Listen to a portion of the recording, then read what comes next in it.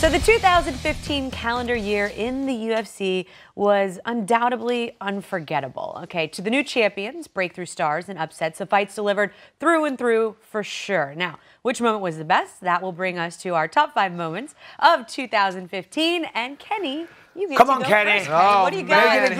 Here we go. All right. Well, yeah, absolutely. 2015, maybe the best year that I've ever been a part of the UFC, and maybe it's because I wasn't a part of the UFC. All right, the best fight for me, one of the best fights, this is number 5, Ferguson-Barbosa, one that happened later on in the year. This was a barn burner.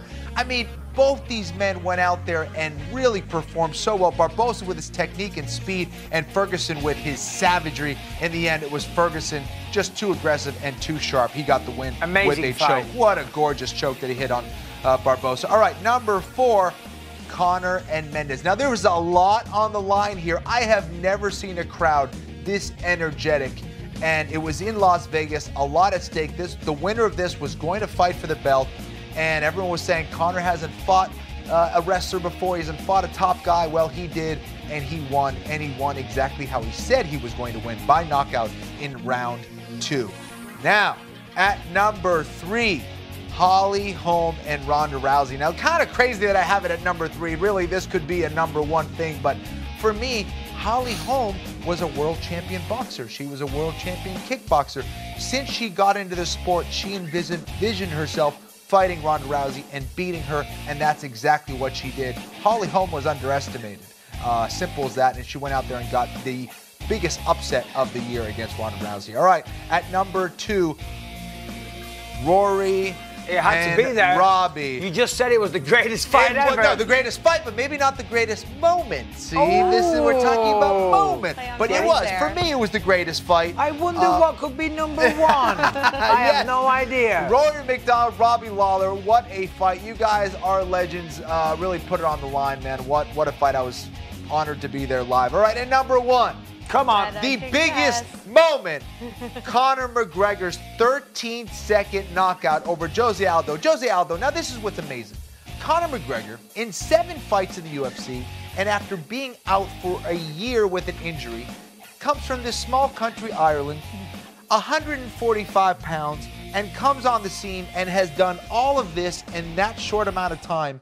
It's unbelievable. It is unbelievable. It really is. But what's also unbelievable is my list. Okay, so let's see this list. Number 5. Count. Better be good. Nothing like seeing the heavyweights throw down, and especially in exciting fashion. The good one.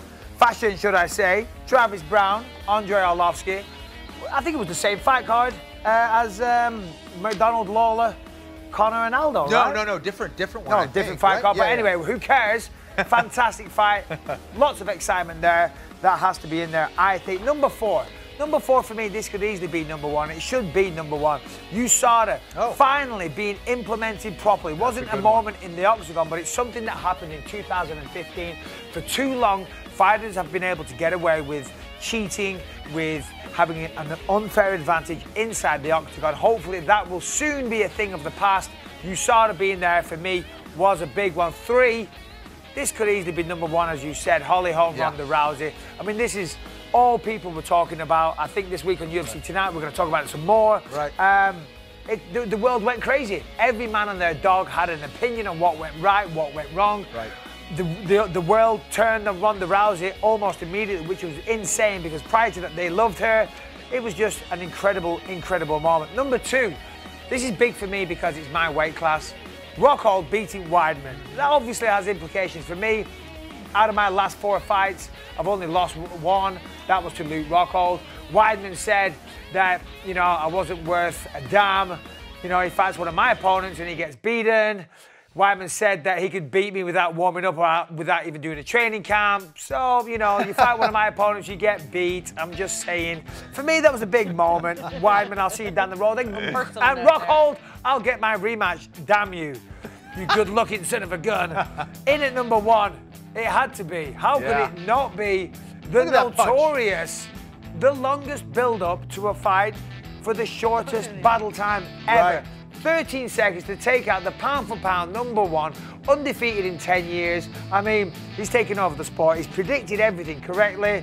How can you not tip your hat to Conor McGregor and just Well done, my friend.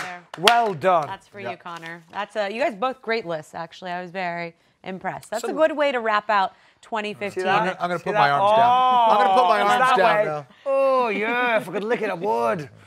But I can't. I've got no movement. I'm gonna let Michael do that and take us out to break. When we get back, we've got our social media segment, Rapid Fire. You guys send in your questions. Stick around to see if we answer them. We'll be right back.